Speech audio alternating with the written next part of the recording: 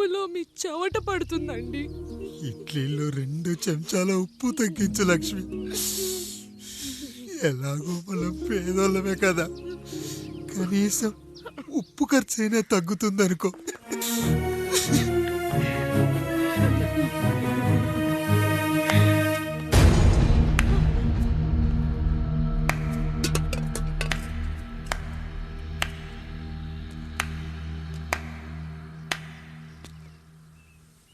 పప్పు రుబ్బుతున్నావా పెదరాయుడు? ఎవడికైనా చేసిన పాపం పండుతుంది అంటారు. నీకు మాత్రం అదిగో అలా పిండయింది. అరే రే రే రే రే, చేతి నిండా భార్యలు, ఇంటి నిండా బంధువులు, బీరువా నిండా డబ్బులు, ఊరి నిండా జనాలు. ఏరి ఎక్కడ? ఇంటర్వెల్ ముందు ఇంటర్ చదివే కుర్రాడు ఏదో ఆవేశంగా డైలాగులు చెప్పాడు, సెకండ్ హాఫ్ కు మర్చిపోతాడు అనుకున్నావు కదూ? మర్చిపోవడానికి నువ్వు నాకు ఇచ్చింది అప్పు కాదు, ద్రోహం. అమ్మ వచ్చిన ప్రతిసారి అడిగేవాణ్ణి, అమ్మా నాన్నెక్కడా అని. నీ గురించి తెలిసాక నీ ముందుకొచ్చా, నీ బ్రతుకుని ఇక్కడి దాకా తీసుకొచ్చా. పిక్చర్ అభి బాకీ హే మేరా పితాజీ. నిన్నిలాగే వదిలేస్తే ఈ ఆండ్రాయిడ్ తో వదలవు. సామ్సంగ్లు, హెచ్టీసీలు, లెనోవాలు అంటూ కనిపారేస్తూ మా అమ్మ లాంటోళ్ళ కోసం తిరుగుతూనే ఉంటావు.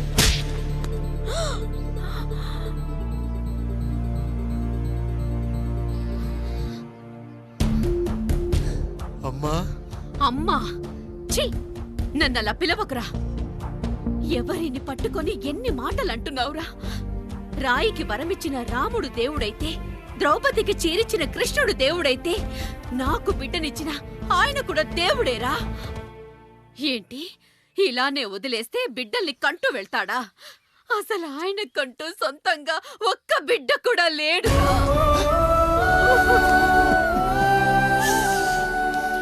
అసలు ఏం జరిగిందో తెలుసా? మీరుండండి అయ్యా, ఉండండి. మొదటి భార్యని చేసుకున్నాక పిల్లలు పుట్టలేదని రెండో పెళ్లి చేసుకున్నారు. ఆవిడకి పుట్టలేదు. మూడోసారైనా తగులుతుందనుకున్నాం, తనకే పుట్టలేదు. పిల్లల కోసం పెళ్ళాలని మార్చాడే కాని వాళ్ళని వదిలేయలేదురా.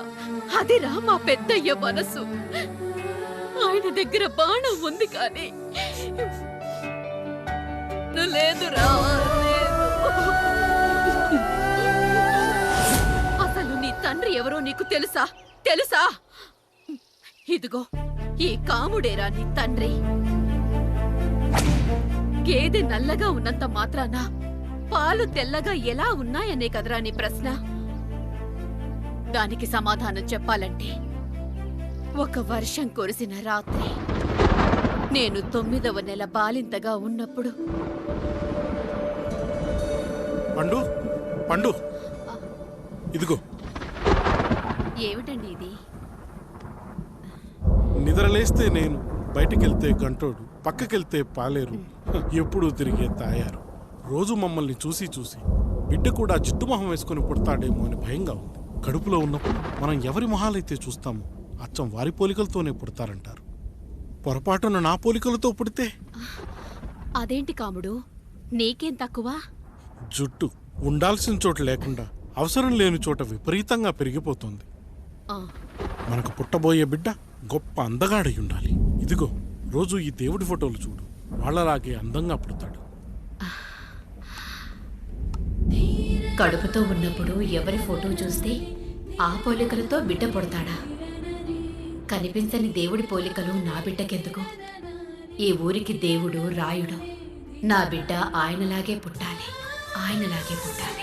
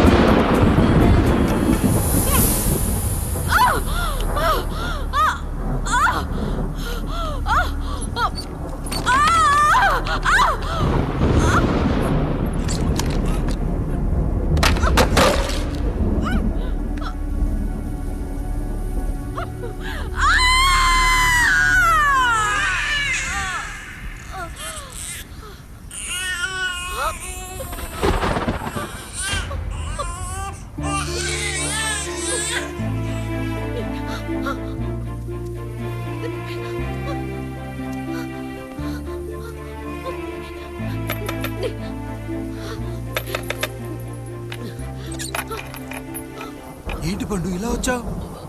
అయ్యా, తప్పు జరిగిపోయింది పెద్దయ్య. ఏం జరిగింది? అసలే నువ్వు ఒట్టి మనిషి కూడా కాదు. ఒక్కసారి ఇటు చూడండి అయ్యా.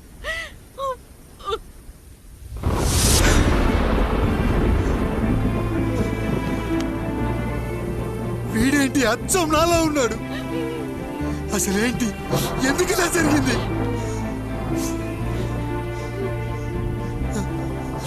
నువ్వు ఎప్పుడైనా చీకట్లో పంపు సైడ్ దగ్గరికి వచ్చావా? మరి అమలాపురంలో శివాలయం దగ్గర రత్నాలు నీకేమైనా అమ్మవుతుందా? లేదు. పిఠాపురంలో పద్మ, రామాపురంలో లక్ష్మి, కాకినాడలో సుజాత. అయ్యో దేవుడా, అయ్యా, అసలు ఇదంతా ఎలా జరిగింది పండు? అయ్యా, ఇదంతా కాముడి వల్లే అయ్యా, కాముడి వల్లే. కాముడా? కాముడు కుటుంబానికి నాకు ఏం గుర్తు రావట్లేదే. ఎన్నని గుర్తు పెట్టుకోగలను నేను మాత్రం. అయ్యా, అది కాదయ్యా.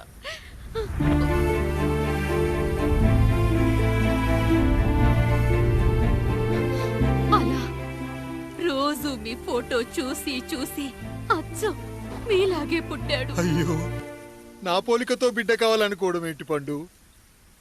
నువ్విలా చేయడం ఏంటి పండు? పోలికల కోసం ఫోటోలు ఎందుకు చూసావు పండు? అందుకే కదయ్యా ముందు ఆ డైలాగ్ చెప్పాను, తప్పు జరిగిందని. ఇప్పుడు ఏం చెయ్యాలయ్యా? స్వచ్ఛమైన మన ప్రేమను ఈ పాడులోకం అర్థం చేసుకోదు. కనీసం మీ ఇద్దరి జీవితం బాగున్నా ఆనందపడేవాని. వీణ్ణి ఇక్కడ ఉంచొద్దు పండు, బయటికి పంపించు. బయటికి పంపించి బాగా చదివించు, గొప్పవాణ్ణి చెయ్యి. వీడికి అయ్యే ఖర్చంతా నేనే భరిస్తా. అవసరమైతే ఆ డబ్బు కాముడి జీతంలో కట్ చేద్దాం. అయ్యా, వెళ్లే ముందు వీడికొక పేరు పెట్టండి అయ్యా. వీడు ఇంకో రాయుడు, అంటే ఇంగ్లీష్ లో అండ్ రాయుడు, అండ్ రాయుడు.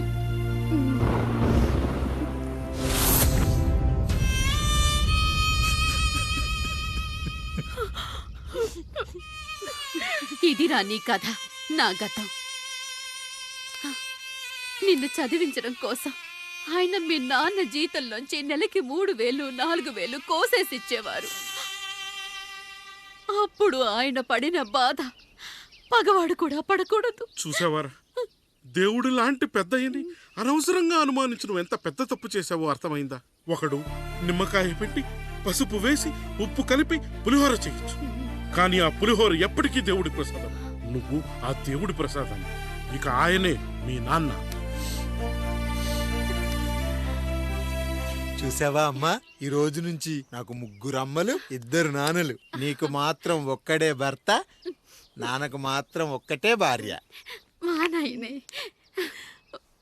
అయ్యా, బిడ్డను ఒక్కసారి ఎత్తుకొని తిప్పండి అయ్యా.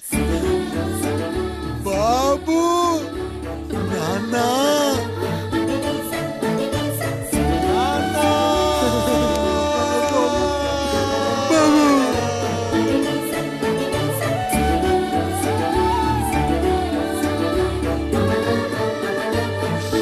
నన్ను క్షమించు నాన్న. ఇప్పటికైనా నిజం అర్థం చేసుకున్నావు. అది నాకు చాలురా, చాలు. చాలదు నాన్న, నిన్ను ఏలెత్తి చూపిన జనంతో చెయ్యెత్తి దండం పెట్టించాలి. అన్నయ్య కంటే ఆస్తి ముఖ్యమనుకున్న మన కుటుంబానికి గుణపాఠం నేర్పించాలి. ఇక నాకు వదిలే నాన్న, నేను చూసుకుంటా.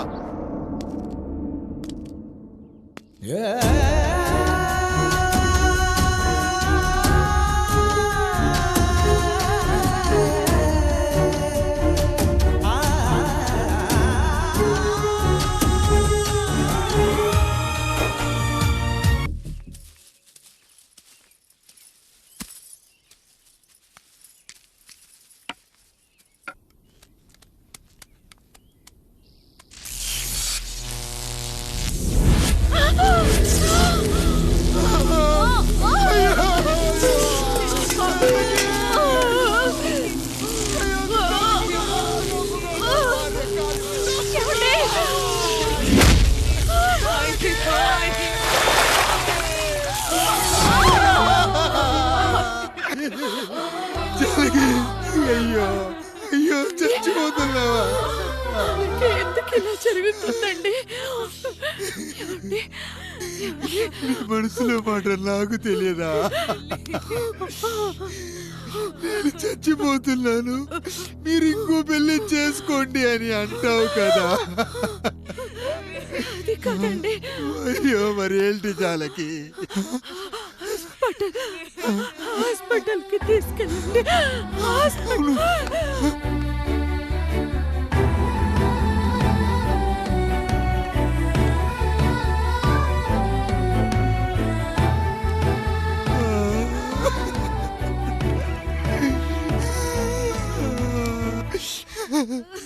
జానకి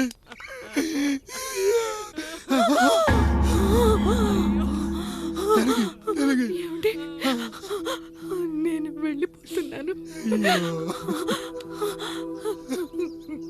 నా కోసం చివరిగా ఒక పాట పాడండి.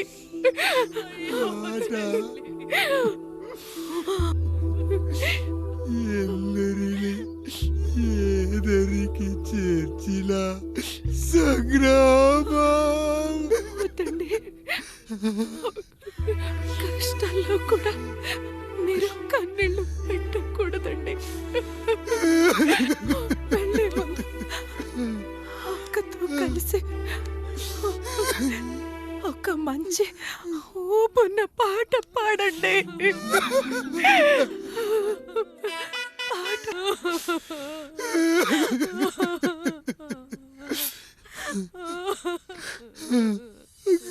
భార్య పోయింది, తమ్ముళ్ళు వద్దనుకున్నారు, కుటుంబం, ఊరు, ఆస్తి ఇప్పుడు ఏదీ లేదు. ఇక నేను ఎవరి కోసం బతకాలి?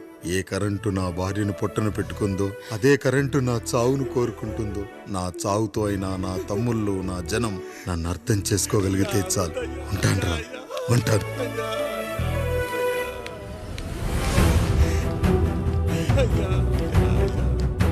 అయ్యా అయ్యా రండయ్యా, పెద్దరాయుడు గారు చనిపోతున్నారయ్యా, రండయ్యా, మీరన్న వచ్చి ఆపండి అయ్యా.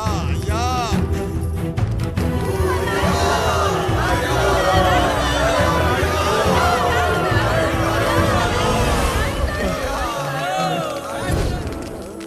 ప్రజల్లారా, నా బిడ్డల్లారా, నా జీవితం మీకే అంకితం.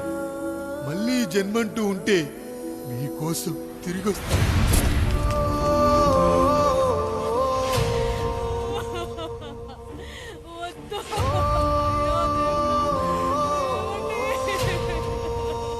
వద్దయ్యా, వద్దు, వద్దయ్యా, వద్దయ్యా.